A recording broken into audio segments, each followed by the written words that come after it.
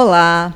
O programa Trilha Social, o programa que fala o bem, faz o bem e divulga o bem, começa agora. E, como sempre, convidando você a fazer o bem, fazer a sua parte. Afinal de contas, nós estamos todos interligados. O que acontece a um, acontece a todos. Estamos aí numa pandemia que prova que nós dependemos, sim, uns dos outros, né? Nós uns dos outros, e também precisamos cuidar uns dos outros para ter um mundo melhor.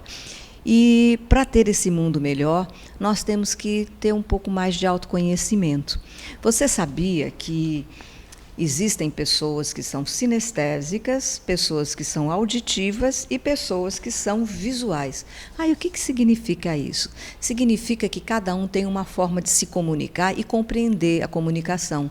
Tem pessoas que compreendem a comunicação através do olhar.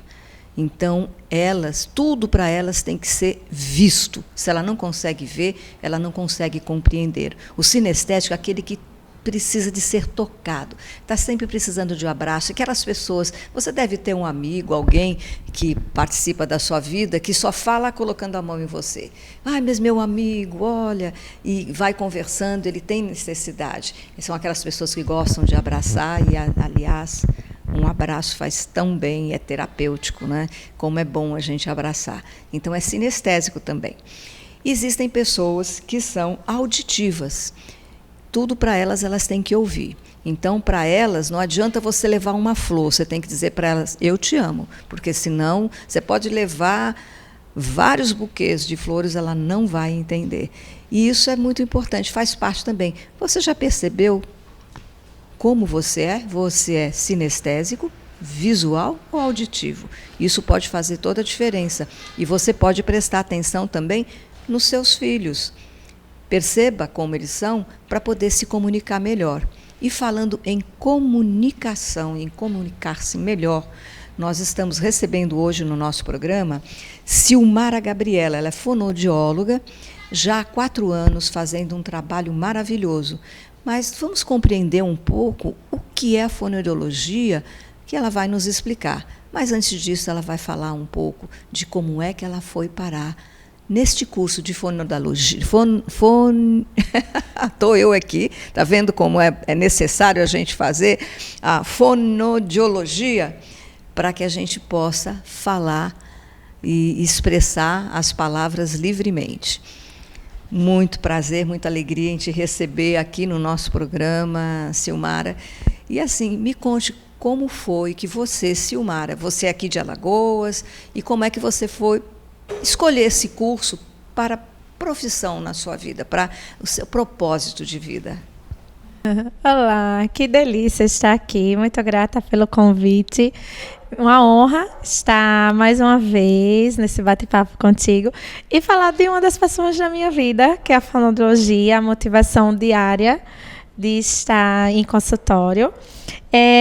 Eu sou pernambucana, mas alagoana de coração. Vim para Maceió, tinha aproximadamente 5 anos de idade, e a fonoaudiologia era uma das 2 opções para uma carreira profissional.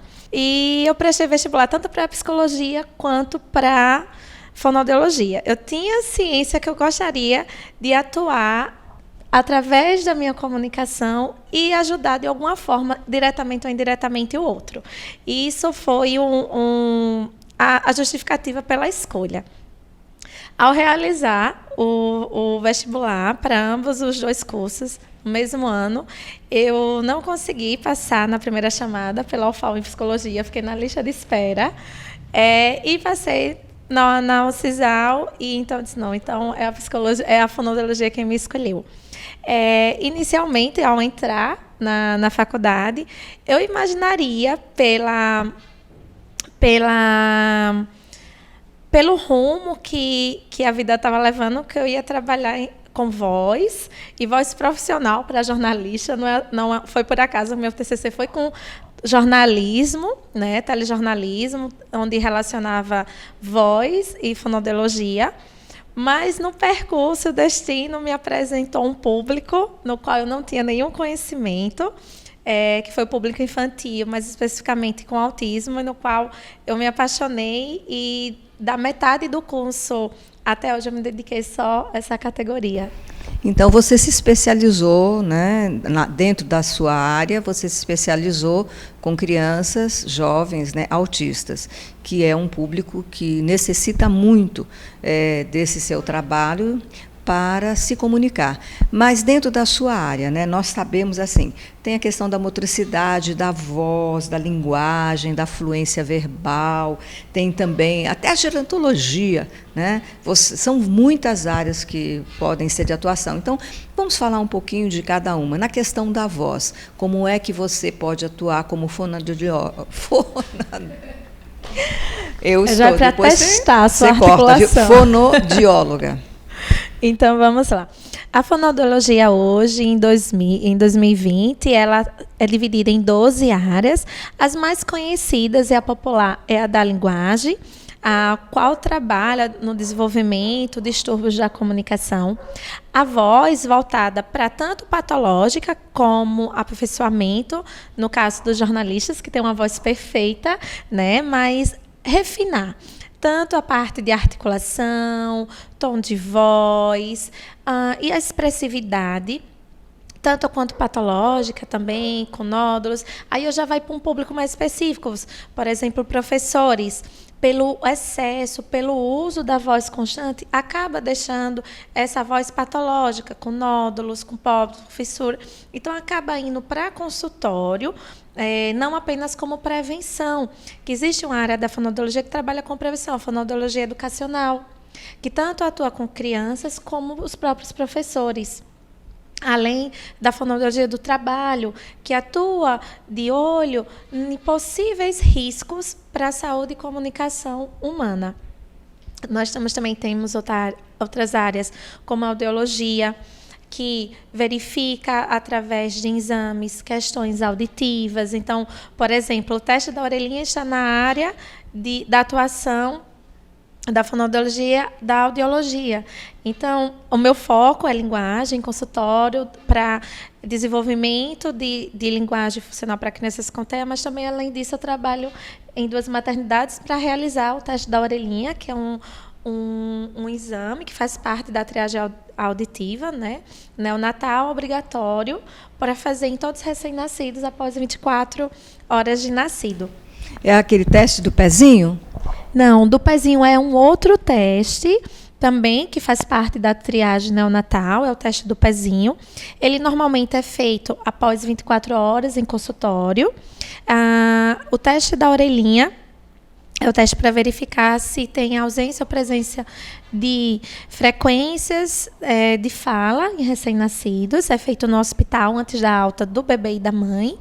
Na maternidade também ainda é feito o do olhinho e o do coraçãozinho. São esses obrigatórios na maternidade. E eu contribuo fazendo, como fonoaudióloga, o teste da orelhinha. E como é importante o médico, a medicina está avançando e vai ajudando a prevenir.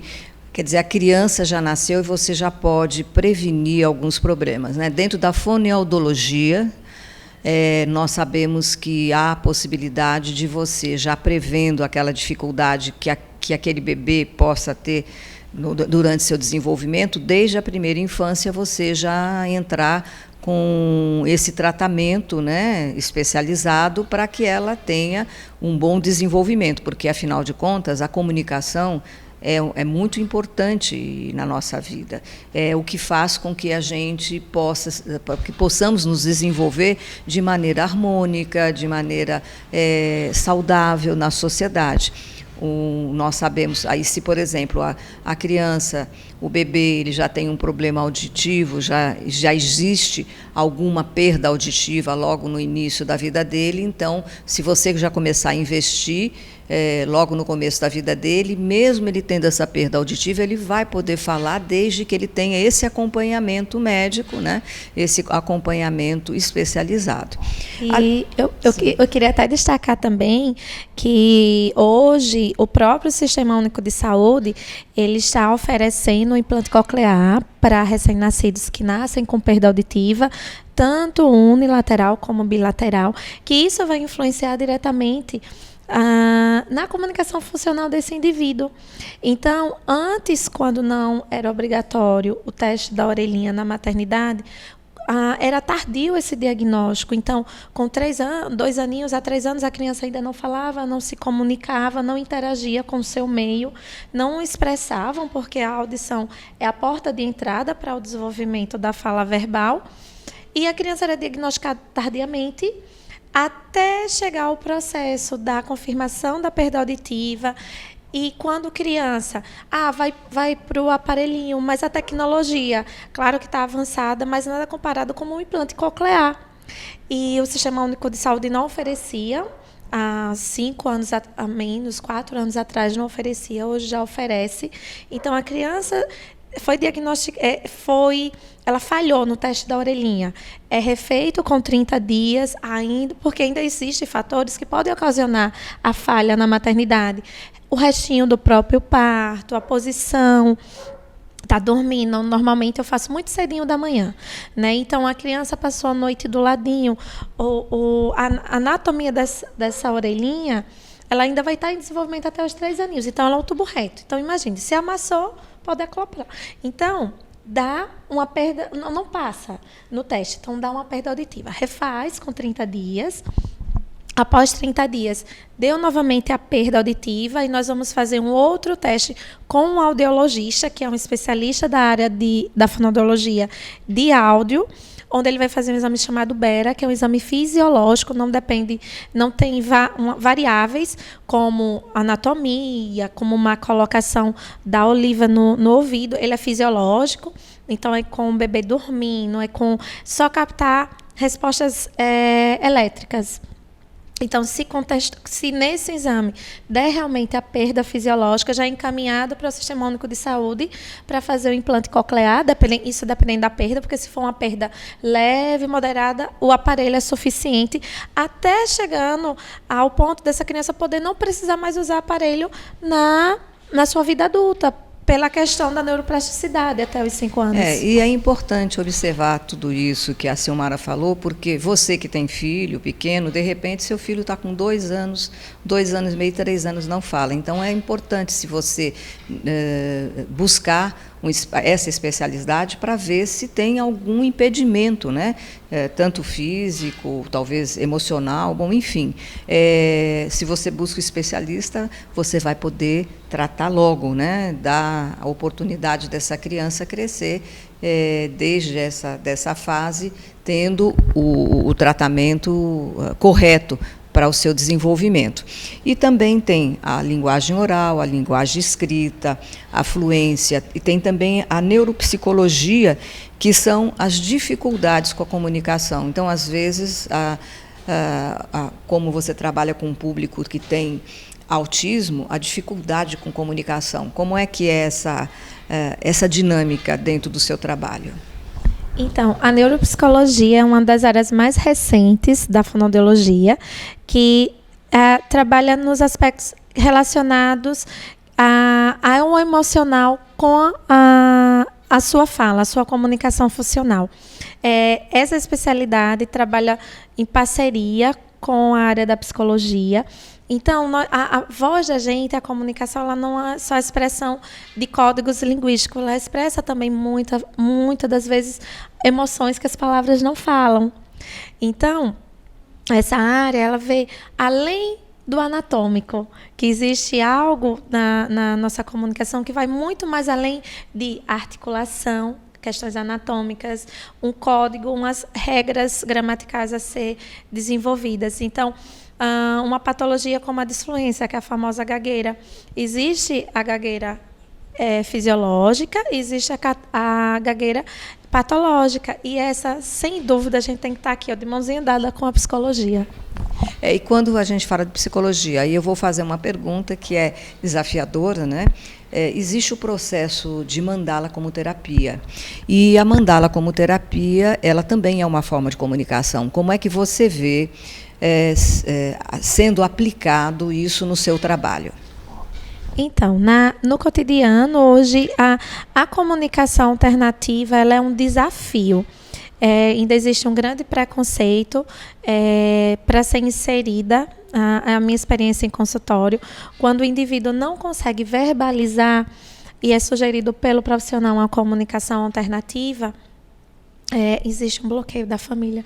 Meu Deus, meu filho meu filho ou meu parente não vai falar, mas temos que destacar que ele vai se comunicar, nós vamos conseguir compreendê-lo, né? Então, seja através de um software, hoje existem softwares para comunicação, existe a comunicação através de trocas de figurinhas, de card, e hoje, com o conhecimento sobre as mandalas, eu acredito que seria uma grande ferramenta para trazer em consultórios, especialmente para os indivíduos não verbais, que elas expressam muito mais além de informações, elas expressam sentimentos, e que na sua maioria, até para nós típicos, neurotípicos, há indivíduos com dificuldade de expressar. Eu sei falar o que for muito concreto, mas falar emoção é muito mais difícil. E o desenho é algo que acompanha, né, a humanidade, desde que acho que o ser humano ele tomou consciência, né, de si mesmo, ele começou a querer registrar a sua vida. Então, nós temos aí as pinturas rupestres, né, que já registravam a história daquela comunidade, e até hoje, nós também, às vezes, no telefone, estamos ali conversando e rabiscando, então é o nosso inconsciente. Isso é uma linguagem junguiana, né, que também colaborou muito com o desenvolvimento da psicologia e ajuda muito as pessoas em todos os sentidos, porque quando você desenha, você também se comunica, tanto é que grande parte, nós vemos aí, quais são os desenhos são importantes dentro da nossa comunicação, principalmente TV, né? Na TV mesmo, usa-se imagens. E as imagens são pensadas, qual o impacto que aquela imagem vai ter na pessoa. Imagina se você desenha uma mandala, como você falou, Silmara, de repente a gente não consegue colocar, falar, verbalizar sentimento e emoção, mas desenhando você pode expressar e colocar para fora aquela emoção, aquele sentimento, e pode ser utilizado com os autistas e também com qualquer outra pessoa, como uma forma de terapia para a harmonização interna e a capacidade dessa pessoa também voltar ao seu ponto de equilíbrio, não é? Concordo plenamente. E você também, dentro da gerontologia, que são as pessoas mais idosas, como é que é utilizado o seu trabalho? Então, a fonoaudiologia na gerontologia, também uma das últimas 4 especialidades incluída no Conselho Federal de Fonoaudiologia, lida com pessoas, na sua grande maioria, que passou por algum processo patológico, AVC, e precisa de um atendimento domiciliar. Trabalha muito em parceria também na área de disfagia, que é uma das dificuldades apresentadas por esse público. Então, a disfagia, só para contextualizar, a disfagia seria a questão da deglutição, é isso? Isso, correto. A dificuldade em deglutir, seja por uma questão anatômica, fisiológica da idade, ou seja por uma questão patológica, né? Então, o fonoaudiólogo trabalha nessa área para desenvolver questões da deglutição, da mastigação, até da própria fala, quando está ausente, além também de toda a questão sensorial. A quantidade de alimentos na boca, a quantidade de líquidos. Então, a fonoaudiologia geriátrica trabalha nessa área. Ele pode ser usado também com pessoas que têm Alzheimer? Sim, é um dos públicos trabalhado em casa, a domicílio. Normalmente, quem trabalha nessa área, ela está dentro da casa do paciente. Isso, veja quanta informação, né? Às vezes, nós, simples leigos, né, não sabemos o que essa profissão oferece para toda a nossa sociedade. E eu sei também que vocês, essa profissão também, ela também trabalha a questão da saúde coletiva. Dentro da saúde coletiva, como é que funciona? Então, a saúde coletiva ela está voltada para a prevenção. Ela está na comunidade, ela está na UBS, elas estão na sala de espera. É um trabalho preventivo, de informação mesmo. Então, ela está naquela comunidade mais vulnerável, a risco de doença, que tem pouco acesso pela questão de trabalho, pela questão da vulnerabilidade. Elas estão na UBS, então fazendo ali na sala de espera informações. Então, por exemplo, estamos no Outubro Rosa, campanhas de prevenção, campanhas de conscientização. Então, a saúde coletiva,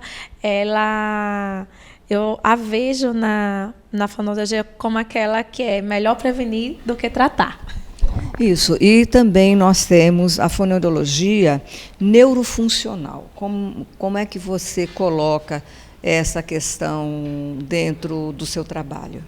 Então, na área neurofuncional, ela está voltada mais para aspectos degenerativos, da terceira idade, patológicos como os AVC, Alzheimer. Então, está mais voltado para funções perdidas.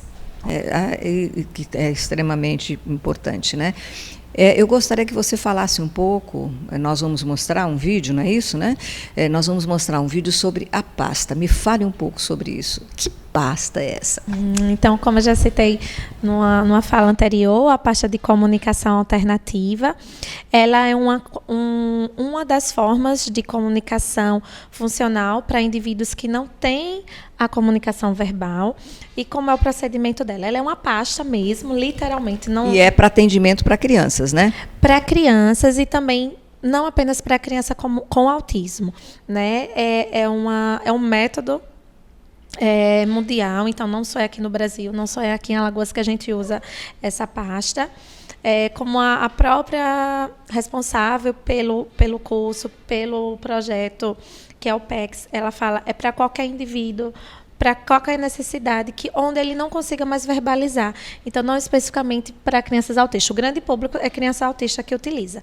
Mas pode ser para um idosinho que perdeu a fala, que teve um trauma e teve uma afasia, para alguém que, por algum outro motivo, perdeu a capacidade de verbalizar. Então, como é realizado a troca de informações com essa pasta? É uma pasta onde tem cards e que tem imagens reais ou pitografadas em forma de desenho, mas o mais utilizado, o que eu prefiro, é a foto real, né? Ela é individualizada para cada pessoa.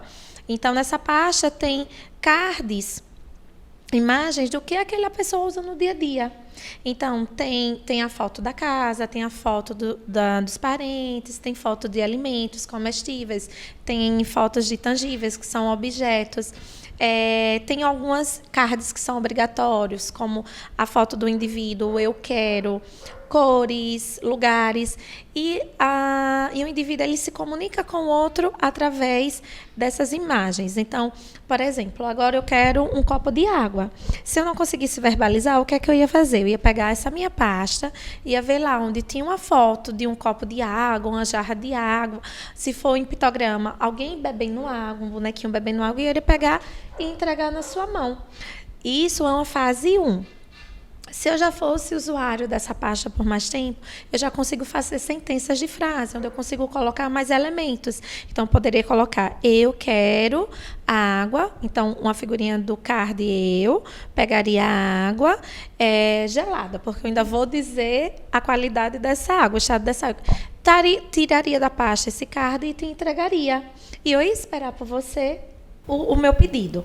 Então, basicamente, é isso a utilização da pasta. É muito bom, porque é uma forma, veja como os desenhos, né, que são as imagens coletivas, né, os símbolos do inconsciente coletivo, que está na cabeça de todo mundo, casa, a gente, desde pequena, desenha, né, aquele triângulozinho, a portinha, a janela, que representa a casa. E como isso também pode ser utilizado como terapia. Mas é importante também você utilizar essa terapia, também pode ser utilizada na questão da voz, ela pode ser utilizada também para quem canta. Como é que a gente, porque aqui tem a questão da linguagem oral, escrita, né? Como é que para uma pessoa aprender a colocar a sua voz quando canta? Tem a ver com diafragma? Como é que é isso? Então, aí nós já vamos para a especialidade da voz, da área da voz, no qual seria um refinamento. Então, a voz fala muito do seu eu.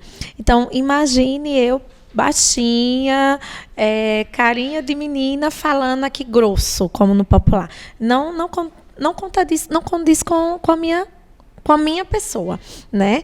Então, os profissionais fonoaudiólogos que trabalham com a área de voz, eles vão extrair o que é melhor de você. Então, postura de voz. Então, qual é a finalidade? Então, quando está no ambiente de trabalho, como posturar essa voz, como articular essa voz melhor. Até os gestos não podem ser exagerados. Então, pessoas que articulam muito, elas deixam a desejar. A gente não presta atenção na voz, a gente só presta atenção na articulação. E meu trabalho de conclusão de curso foi exatamente isso.